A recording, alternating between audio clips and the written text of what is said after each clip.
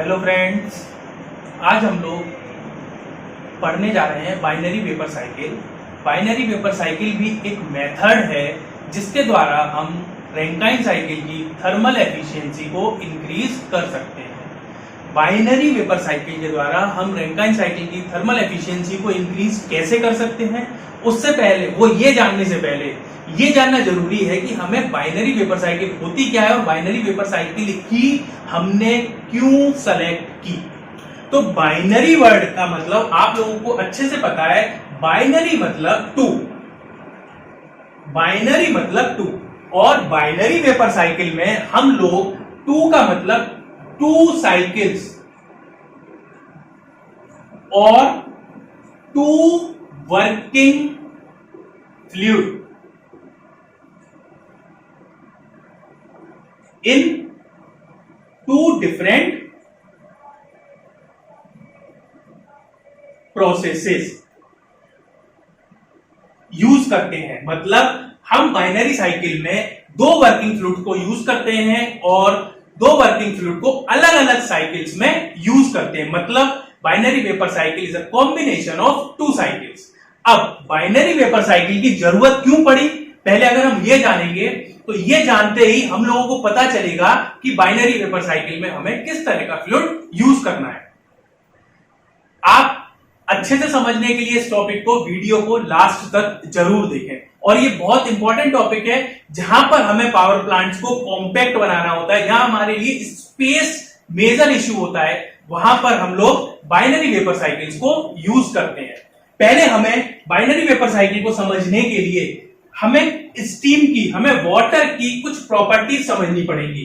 Water की property, और water की प्रॉपर्टी समझने से पहले अगर हम रैंकाइन साइकिल को, रैंकाइन साइकिल जो हमारी होती है उसको कंसीडर करें, और रैंकाइन साइकिल की थर्मल एफिशिएंसी आपको पता है कि कार्नोट साइकिल से, रैंकाइन साइकिल की थर्मल एफिशिएंसी आपकी कार्नोट साइकिल से कम होती है। कार्नोट साइकिल हमारी बेसिक साइकिल होती है।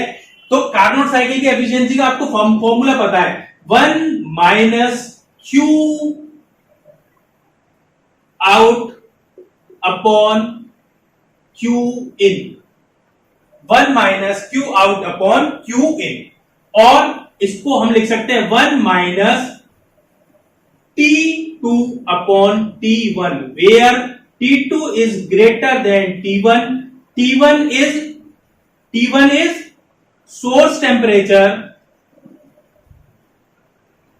and T2 is sink temperature. T1 is source temperature and T2 is sink temperature. ठीक है ना। T2 हमारा क्या है? T2 हमारा जो है वो है आपका सिंक टेम्परेचर। T1 क्या है हमारा? Source temperature. इसको हम लिख लें T1 minus T2 upon T1। इसको इस तरह से भी लिख सकते हैं T1 minus T2 upon T1। पर हम लोगों ने देखा कि जितनी भी हमारी साइकिल है, रैंकाइन साइकिल का जो सिंक टेम्परेचर होता है, वो जो आपका सिंक टेम्परेचर बोलेंगे, यानी कि कंडेंसर टेम्परेचर जो होता है वो फिक्स होता है। फिक्स होने का मतलब ये कि हमारी लिमिट है कि हम एटमॉस्फेरिक टेम्परेचर से कम सिंक टेम्परेचर को नहीं कर सकते। अगर हम सिंक टेम्परेचर को भी एटमॉस्फेरिक टेम्परेचर से मेंटेन करेंगे, कम पर मेंटेन करेंगे, तो हमें उसके लिए भी वर्धन करना पड़ेगा।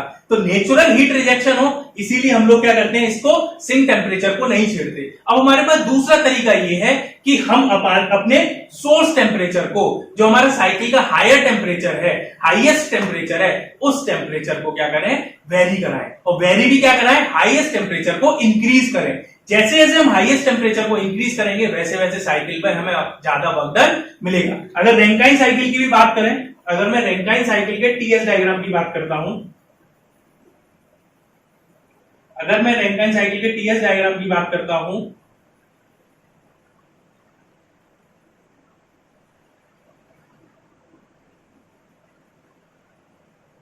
वन 2 3 4, ये टेम्परेचर जो T2 टेम्परेचर है हमारा, ये तो फिक्स है, क्योंकि ये कंडेंसर टेम्परेचर है। पर T1 जो टेम्परेचर है, इसको अगर मैं टेम्परेचर को रेज करूं, इसके अगर टेम्परेचर को रेज करूं तो क्या होगा, मुझे वर्क डन ज्यादा मिलेगा। मुझे क्या मिलेगा, वर्क डन ज्यादा मिलेगा और हम थर्मल साइकिल की एफिशिएंसी को इंक्रीज कर सकते हैं। और हमने पढ़ा भी था कि methods for increasing thermal efficiency of cycle में हम बॉयलर टेम्परेचर को इंक्रीज कर सकते हैं। पर हमारी लिमिट क्या है? मैं अगर मान लो जैसे जैसे इस टेम्परेचर को, पर्टिकुलर टेम्परेचर को इंक्रीज करना चाहता हूं, तो मुझे क्या करना पड़ेगा? प्रेशर भी रेज करना पड़ेगा और एक लिमिट, और यहां पर वर्क डन भी बढ़ाना पड़ेगा। एक लिमिट ऐसी आएगी कि हम लोग क्रिटिकल टेम्परेचर पर पहुंच जाएंगे, क्रिटिकल पॉइंट पर पहुंच जाएंगे। और अगर वाटर के लिए, अगर क्रिटिकल पॉइंट की बात करते हैं, वाटर के लिए अगर हम क्रिटिकल पॉइंट की बात करते हैं, तो वाटर का जो क्रिटिकल टेम्परेचर होता है, वाटर का जो क्रिटिकल टेम्परेचर होता है वो होता है 374 डिग्री सेंटीग्रेड। इस ये क्रिटिकल टेम्परेचर किस प्रेशर पर होता है? ये प्रेशर होता है लगभग 220 बार, 220 बार। यानी कि क्रिटिकल टेम्परेचर से बियॉन्ड अगर हम और हीट करेंगे, इसका टेम्परेचर रेज करेंगे, तो डायरेक्ट क्या होगा? स्टीम मेरी डायरेक्ट सुपरहीटेड स्टीम में, वाटर जो है वो डायरेक्ट सुपरहीटेड स्टीम में कन्वर्ट हो जाएगा। पर उस टाइम पर जो प्रेशर होगा वो आपका क्रिटिकल प्रेशर 220 बार से ज्यादा होगा। और अगर हम इतने प्रेशर पर अगर स्टीम जनरेट करेंगे तो इस प्रेशर को हैंडल करना बहुत डिफिकल्ट है और इसके लिए बहुत कॉम्प्लिकेटेड बॉयलर की डिजाइन करनी पड़ेगी। तो हमें टेम्परेचर तो बढ़ाना है, मैंने बताया थर्मल एफिशिएंसी तभी बढ़ेगी जब हम ये टेम्परेचर, बॉयलर टेम्परेचर या स्टीम का इनलेट टेम्परेचर बढ़ाएं। तो स्टीम के इनलेट टेम्परेचर को बढ़ाना हमारा काम है, पर हम वाटर के साथ ये काम नहीं कर पा रहे थे, वाटर के साथ हम ये काम नहीं कर पा रहे थे। तो हमें वाटर की जगह कोई ऐसा फ्लूइड यूज करना पड़ेगा, वाटर की जगह ऐसा कोई फ्लूइड यूज करना पड़ेगा वो जो कि ज्यादा से ज्यादा आपकी लेटेंट हीट को, ज्यादा से ज्यादा latent heat plus sensible heat को एब्जॉर्ब करे, ज्यादा से ज्यादा लेटेंट हीट और आपकी सेंसिबल हीट को एब्जॉर्ब करे और टेम्परेचर को इंक्रीज करे, पर relatively lower pressure, at relatively lower pressure. समझ में आ रहा है बात? आपको समझ में आ रही है कि हमें ऐसा फ्लूइड चाहिए जो हमारा टेम्परेचर तो जिसमें ज्यादा रेज हो, पर उसका उस टाइम पर प्रेशर कम हो, मतलब लोअर प्रेशर पर हमें हाई टेम्परेचर मिले। हमें यहां पर स्टीम के केस में, वाटर वेपर्स के केस में हमें 374 डिग्री सेंटीग्रेड चाहिए, तो हमारा प्रेशर जो है वो 220 बार के आसपास हो जाता है। इसी चक्कर में, इसी चीज को हमें एलिमिनेट करने के लिए बाइनरी वेपर साइकिल की तरफ शिफ्ट होना पड़ा। बाइनरी वेपर साइकिल में हम ऐसा फ्लूइड यूज करते हैं जिसका टेम्परेचर बहुत ज्यादा होता है रिलेटिवली लोअर प्रेशर पर। ठीक है,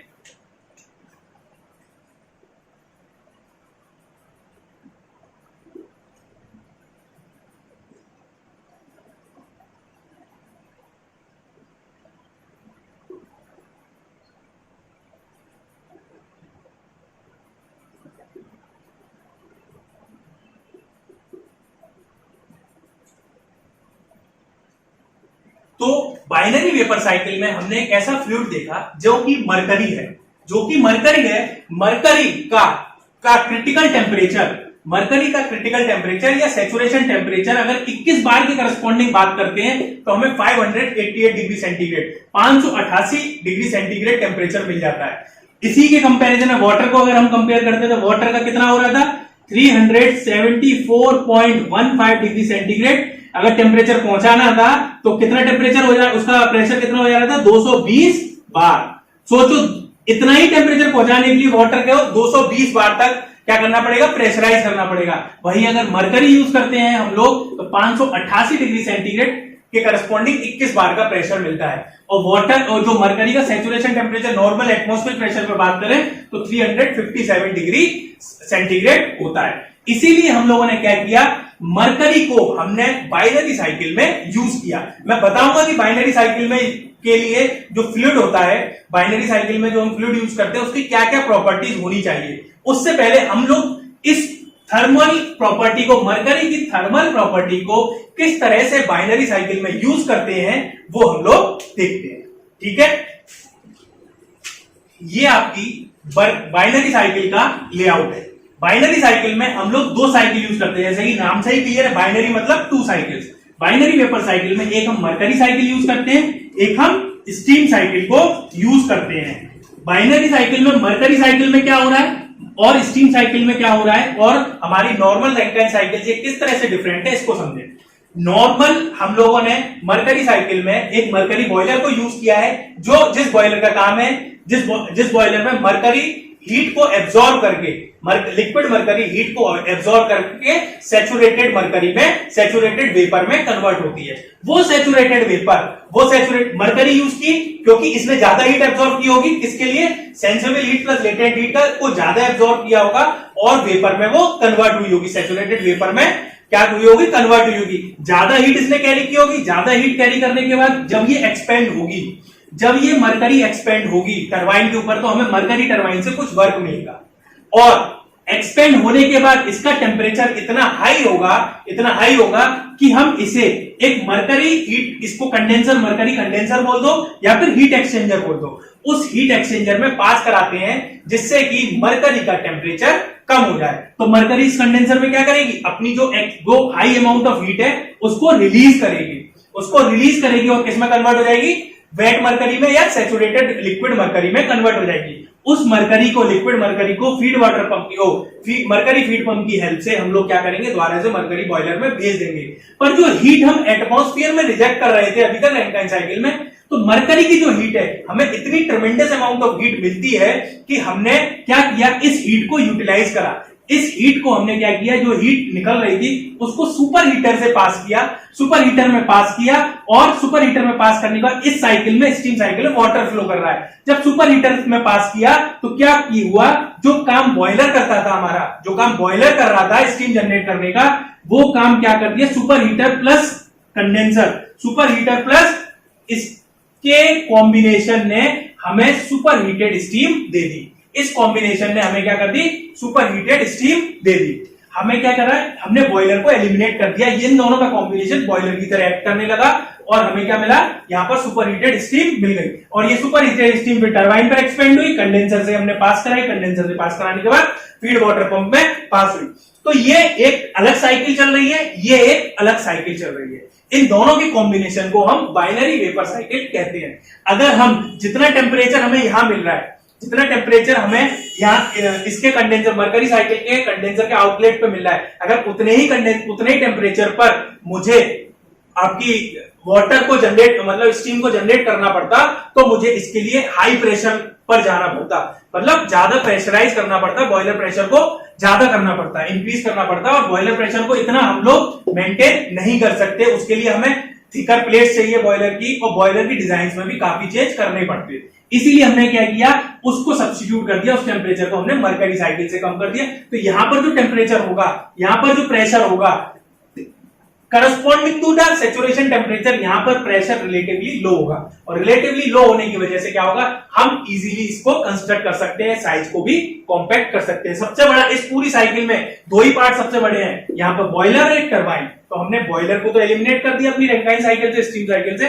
तो क्या हुआ, इससे साइज भी कॉम्पैक्ट हो गया और हमारा पर्पस भी फुलफिल हो गया, और हमें ज्यादा प्रेशर में डील भी नहीं करना पड़ा, ज्यादा प्रेशर में डील भी नहीं करना पड़ा। अगर इसके टीएस डायग्राम की बात करते हैं, अगर हम इसके टीएस डायग्राम की बात करते हैं, तो टीएस डायग्राम कुछ किस तरह का होगा, ऐसे समझिए।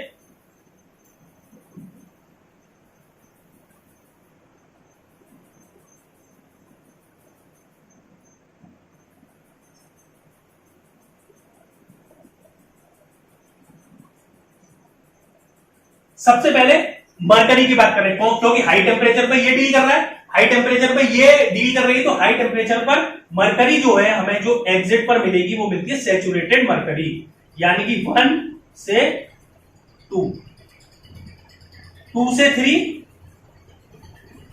3 से 4,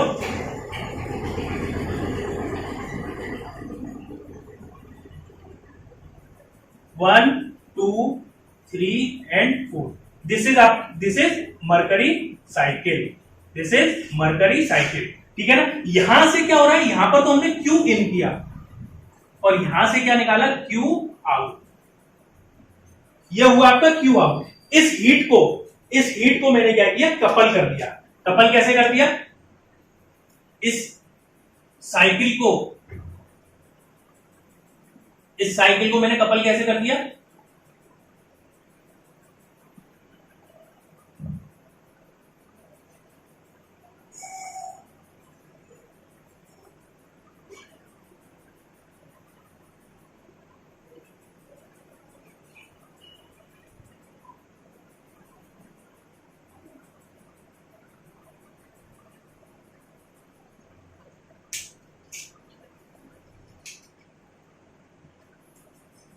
five, six, seven and eight.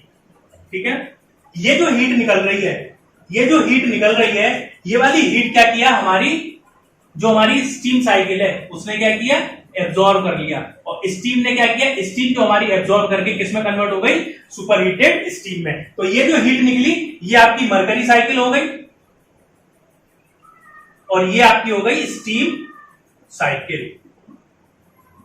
ठीक है ना, ये आपकी मरकरी साइकिल, ये स्टीम साइकिल। हुआ क्या, तो हमने क्या किया, रिलेटिवली लोअर प्रेशर पर अगर मैं इसको, इसी स्टीम साइकिल को इस टेम्परेचर तक हीट करता, मान लो इस टेम्परेचर तक हीट करता का करस्पॉन्डिंग, तो मुझे बहुत ज्यादा प्रेशर में डील करना पड़ता। अब मैंने क्या किया, लोअर प्रेशर पर ही मेरा काम हो गया। हम इससे क्या हुआ, हमारी डिजाइन कॉम्पैक्ट हो गई, डिजाइन इजी हो गई। तो इस तरह से हम लोग मरकरी साइकिल को, बाइनरी वेपर साइकिल को यूज करते हैं, जहां पर भी हमें थर्मल एफिशिएंसी आपकी साइकिल की इंक्रीज करनी होती है। अब हमने मरकरी क्यों सेलेक्ट किया, यहां पर हम कई तरह के फ्लूइड्स को सेलेक्ट कर सकते थे, कई फ्लूइड्स हैं जिनको हम सेलेक्ट कर लेते। तो यहां पर कौन सा फ्लूइड, कौन सा वर्किंग फ्लूइड हमें सेलेक्ट करना है, उसके लिए कुछ प्रॉपर्टीज हैं, उसके लिए कुछ प्रॉपर्टीज हैं, उन प्रॉपर्टीज को देखते हैं और कहां तक हमारी मरकरी उसमें सेट होती है, कहां पर हमारी मरकरी फुलफिल करती है उस रिक्वायरमेंट को। ठीक है, तो हम लोगों ने देखा कि हमने बाइनरी वेपर साइकिल में मरकरी को यूज किया। इसके अलावा भी कई सारे फ्लूइड्स हैं जिनको हम बाइनरी वेपर साइकिल में यूज कर सकते हैं। तो जो फ्लूइड्स ये प्रॉपर्टीज को शो करेंगे, वो सारी प्रॉपर्टीज के फ्लूइड्स को हम लोग बाइनरी वेपर साइकिल में यूज कर सकते हैं। कौन कौन सी प्रॉपर्टीज है, पहली प्रॉपर्टी है high critical temperature at relatively low pressure. तो हमने अगर मरकरी की बात करूं तो हमने देखा 588 डिग्री सेंटीग्रेड हमें 22 बार पर ही मिल जाता है। कितने लो प्रेशर पर ही मुझे इतना हाई टेम्परेचर मिल जाता है। अगर स्टीम की बात कर रहे थे तो 374 डिग्री सेंटीग्रेड के लिए 220 बार प्रेशर हो जा रहा था। देख रहे हो कितना डिफरेंस है, कितना डिफरेंस है। इसीलिए यहां पर हमारी जो मरकरी है वो हमारे फ्लूइड को, हमारे जो प्रॉपर्टी है, मैं सर्कल बनाते जा रहा हूं इसको, इसके लिए सुटेबल है। दूसरी बात है, freezing temperature should be below room temperature. मतलब क्या है कि हमारा फ्लूइड ऐसा होना चाहिए कि ऐसा ना हो कि रूम टेम्परेचर पर ही फ्रीज हो जाए, रूम टेम्परेचर पर ही फ्रीज हो जाए, सैचुरेटेड लिक्विड की फॉर्म की जगह वो सॉलिड फॉर्म में आ जाए। तो मरकरी का जो फ्रीजिंग पॉइंट होता है वो नेगेटिव में होता है, इसलिए यहां पर भी मरकरी को हम लोग यूज कर सकते हैं। मरकरी हमारे इस पॉइंट को भी सुटेबल, केमिकली स्टेबल। हम लोग जानते हैं केमिस्ट्री में हमने पढ़ा है कि मरकरी हमारी केमिकली स्टेबल होती है, मतलब इनर्ट होती है, किसी भी मेटल से रिएक्ट नहीं करती है। तो हमारा ये पॉइंट भी मरकरी को क्या कर रहा था, मरकरी के उसमें वोटिंग कर रहा था, मरकरी को स्ट्रांगली सपोर्ट कर रहा था। फोर्थ है non corrosive action on metals. Non corrosive action पता है कि मेटल्स को इरोड नहीं करना चाहिए, उसके लिए भी मरकरी बिल्कुल सुटेबल है। Available in large quantity, mercury हमारे के लिए लार्ज क्वांटिटी में अवेलेबल नहीं है, मरकरी हमारे लिए लिमिटेड क्वांटिटी में अवेलेबल है। इसीलिए ये पॉइंट मरकरी की यूज को क्या करता है, डिनाई करता है। पर और प्रॉपर्टीज देखते हैं, नॉन टॉक्सिक, ये भी क्या करता है, मरकरी की यूज होगी। आपको पता है मरकरी ह्यूमन के लिए बहुत टॉक्सिक है, इसीलिए मरकरी को यूज करने के लिए ये दो पॉइंट्स हैं, ये डिनाई करते हैं। और हाई हीट ऑफ कोफिशिएंट आपको बताया, अगर हाई हीट ट्रांसफर कोफिशिएंट नहीं होता मरकरी का तो थर्मोमीटर्स में, मतलब जरा सी हीट लेने पर भी क्या होता है, मरकरी का सेंसेशन इतना ज्यादा होता है कि उसका हीट ट्रांसफर कोफिशिएंट क्या होता है, ज्यादा होता है। तो 7 में से 5 पॉइंट क्या कर रहे थे, मरकरी को सपोर्ट कर रहे थे, 2 पॉइंट्स मरकरी को सपोर्ट नहीं कर रहे थे। तो क्या हुआ, हम लोगों ने इन 2 पॉइंट्स को भी अपने लिए पॉजिटिव बनाने के लिए क्या किया कि मरकरी लार्ज अमाउंट में अवेलेबल नहीं है, पर एबंडेंट अमाउंट में अवेलेबल नहीं है, पर सफिशिएंट अमाउंट में अवेलेबल है। तो हमने यूज किया कि कोशिश करेंगे साइकिल को इस तरह से बनाएंगे, हम अपने अपरेटस को इस तरह से सेट करेंगे कि मरकरी क्या हो, लॉसेस कम हो, मल्टीपल साइकिल्स में कंटिन्यूअसली यूज होती रहे और क्योंकि क्लोज साइकिल की बात कर रहे हैं, रिवर्सिबल प्रोसेसेस की बात कर रहे हैं, तो मरकरी का लॉस होना जरूरी नहीं है। एक बार हमने मरकरी को परचेज कर लिया और साइकिल में यूज कर लिया। नॉन टॉक्सिक, इसके लिए नॉर्म्स बने कि मरकरी की हैंडलिंग बहुत क्रिटिकल ऑब्जर्वेशन में होनी चाहिए। इसीलिए हम लोगों के जहां पर भी मरकरी यूज होती है वहां पर मरकरी साइकिल की हैंडलिंग पर बहुत ध्यान देना पड़ता है कि पूरी की पूरी कोशिश की जाती है कहीं से भी लीकेज ना हो, कुछ भी ना हो, क्योंकि ये पॉइंट सबसे ज्यादा ध्यान रखने वाला है, क्योंकि मरकरी बहुत हार्मफुल है ह्यूमन हेल्थ के लिए।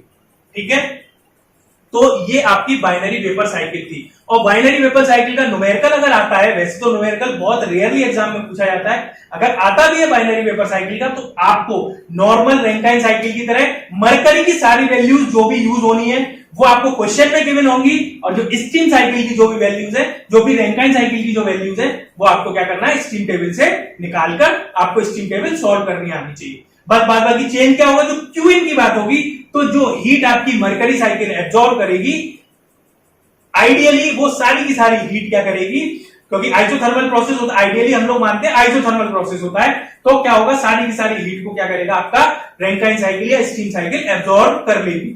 और अगर आपको एफिशिएंसी दे रखी होगी तो उस एफिशिएंसी के अकॉर्डिंग आपको कैलकुलेशन करनी है। इतना ही डिफरेंस है, आपको एंथैल्पी निकालनी आती है। और अगर आपको रैंकाइन साइकिल के न्यूमेरिकल्स में प्रॉब्लम है, तो मैंने रैंकाइन साइकिल की ऊपर लिंक दे रखी है, आपको क्या दे रखा है, आपको नोटिफिकेशन आ रहा होगा, और नीचे आपके डिस्क्रिप्शन में रैंकाइन साइकिल के न्यूमेरिकल के step to solve Rankine cycle problems का आपको डिस्क्रिप्शन में लिंक मिल जाएगा। आप उस पर जाकर रैंकाइन साइकिल के न्यूमेरिकल को देख सकते हैं कि हमने step by step Rankine cycle के न्यूमेरिकल को किस तरह से सॉल्व करते हैं। ठीक है, थैंक यू।